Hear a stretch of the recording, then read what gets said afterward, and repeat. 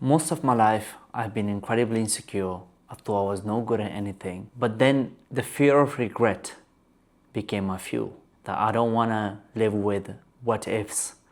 I do not want to be a loser. I actually want to do something useful with my life. And that fear especially kicked in during my GCSEs time. GCSEs, if you don't know, are exams in the UK. I was predicted C's and D's, and I think I had about a year left, and I just went all out and ended up getting all A's, 2 A stars, and a B. Literally no one, including my dad, thought I was going to do that well.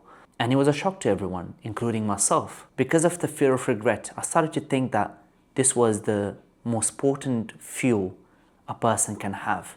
And I was like, okay, I'm going to carry this forward. But when I started doing my A levels, which are your exams before universities, and they're a lot harder than GCSEs, that fear of regret faded. I no longer feared failure in a way where it was motivating me.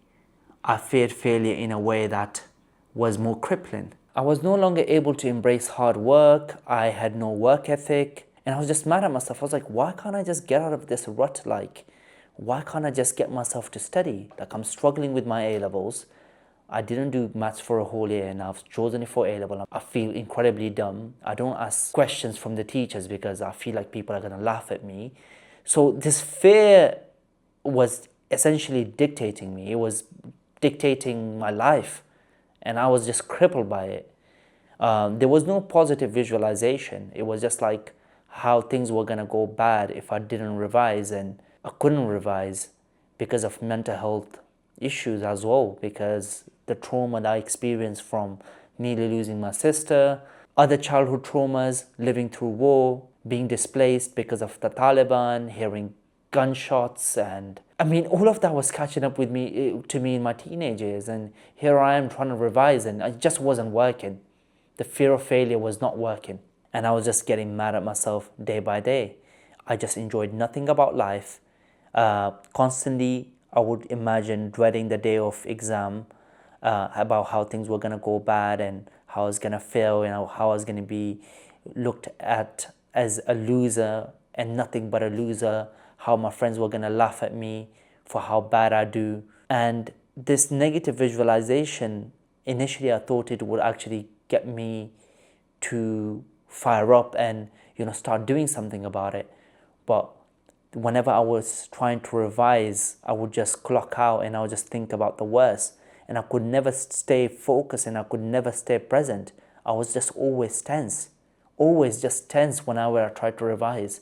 Like the ability was always there because I did so well in my GCSEs, and now all of a sudden with A levels, I just can't even get out of bed.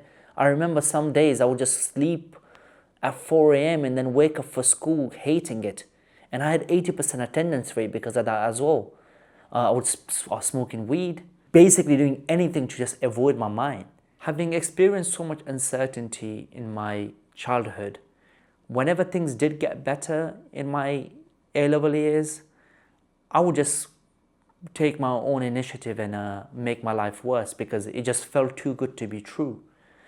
And I would have a couple of weeks where I would do some revision, but then I would just go back to my old habits of sleeping late, smoking weed, doubting myself, avoiding doing past papers, just anything but to revise, pretended that I was doing okay. And I was stuck in this cycle of self-sabotage where I was just doing well for a couple of days, but then I was completely just destroying all my progress because it felt too good to be true. So if you're a young man or a girl going through your youth, it's one of the most daunting times of your life because you want to fit in, you want to have social approval, you want to be the cool person, plus you want to do well. There's pressure from your parents, pressure from your community, and fear just takes over.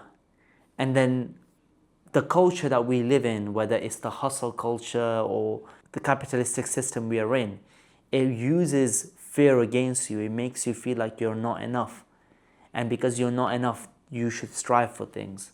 And I believe that, yes, fear can be, like Mike Tyson quote says, that it can be just fuel.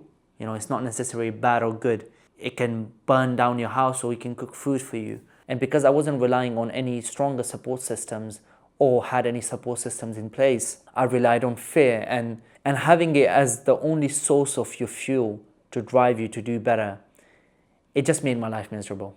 Fear just makes you tense physically and mentally. You can't think clearly when you are operating from a place of fear.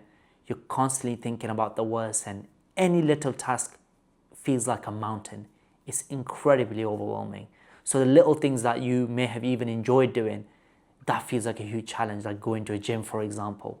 You start avoiding things that would actually help you, like for example, doing past papers, asking your teacher for help, asking a friend for help, because again, fear has become the foundation of your life. Another thing it does, you become obsessed with the outcome rather than focusing on the process.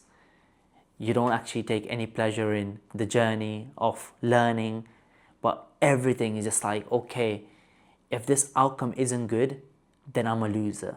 So your entire self-esteem, like it almost becomes life and death. It's way too much pressure to have on you in your teenage years. And if you have been to a grammar school, like I was going to a grammar school, it's even worse, because although the teachers in the school pretend like they care about your mental health, they really don't. If you're not turning up, they're going to tell you off. So there's extra pressure. Like mental health, like it's cool to talk about it, but when it comes to practicality, some schools do not care. And that's not necessarily your fault either. What ends up happening as a result, the fear of failure becomes a self-fulfilling prophecy. You are so afraid of failing that you don't prepare properly, and then you actually end up failing. So here are my solutions to overcoming fear of failure. The first thing is trust. You must trust that no matter what happens, that you will be fine. That's where it starts. When I did terrible in my A-levels, the results came out and I had got like BDE. It was like a nightmare come true, right? I looked at that paper and I'm like, yes, worse than I thought I was going to get. But am I going to just let these letters on a piece of paper define me? Like this paper, am I going to let other people look at me differently because instead of getting all A's and into my dream university, now I'm less, now I'm little? I was like, no. These letters on a piece of paper, even if they were all A stars, they don't define me. I'm more than this. I'm even more than 3 A stars on that piece of paper. So after realizing that it's really not life and death, and that letters on a piece of paper don't define me, I was like, okay, I want to have another go at my exams because I want to improve my mental health and then have another go. I owe myself to find that out. And the first change I made was a mindset shift, that I'm only going to focus on the things that are in my control, and I'm going to accept the things that are not in my control. So this philosophy is called stoicism. It's in the Greek philosophy, but it's also in many religions as well. Islam, Buddhism, it's the idea of surrender, that you must trust yourself and trust the work that you put in and leave the rest to God. Listen, all you're in control of is how hard you work. The outcome, you have to let go of that. That's where your fear of failure comes from. It doesn't come from the process. But the reason why the process becomes so daunting is because we are so obsessed with the outcome. Why are we obsessed with the outcome? It's because we have attached our self-worth to the outcome. We think that if we don't get that XYZ thing, then we are not enough.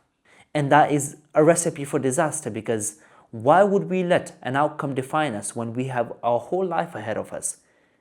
If your friend fails, if they do worse, we don't look at them as little. If you're a good friend, you wouldn't belittle them and look down on them. It's human. People go through things and sometimes you come up short. And you still have respect for that person for trying. So why don't we show the same grace to ourselves?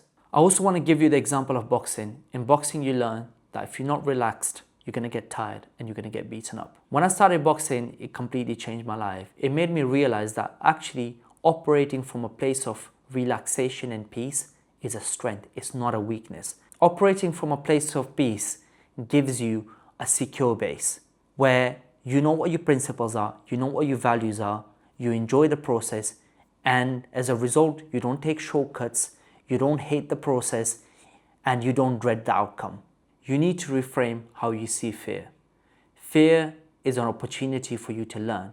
Listen, fear is always going to exist. You're going to feel it when you try new things.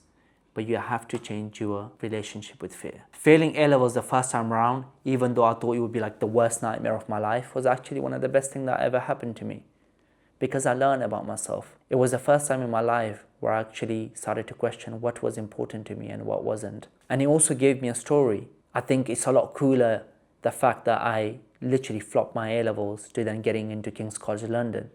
I learned so much. I can inspire other people with this story because of what I've learned the hard way. And there are real lessons that I can take pride in, that I went through this journey of hopelessness to finding hope. If you're going through a tough time right now, I just want to remind you that there might be someone who's going through the same thing as you. And one day you'll be a source of hope for them. You're going to help them change their lives. And I want you to remember that. To conclude this video, my main message is that fear is a strong source of energy for you to move forward. But it can't be the only source of energy. And if you only rely on this source of energy, yeah, you might go forward, but it will also break you. It's not sustainable. You need something deeper, which is purpose, which does not rely on the external, which comes from within, which is meaningful to you. Because if you love it and if it's meaningful to you, you will be able to make the sacrifices. You will enjoy the process. You will not compromise who you are for the outcome. And this best version of you that you're looking for, it does not come from a place of insecurity. It does not come from feeling like a loser, that you need to prove the world wrong. No, it comes from a place of peace, that you're already enough, that God has already created you enough. I'm trying my best to operate from a place of peace, purpose, and something meaningful that I truly care about. Because if I can't show up for myself, truly, then I can't show up for you either. And even if you had one good takeaway, or if you have any questions, please let me know. And if you found this video useful, share it with someone, like it so other people see it too. I thank you so much for watching.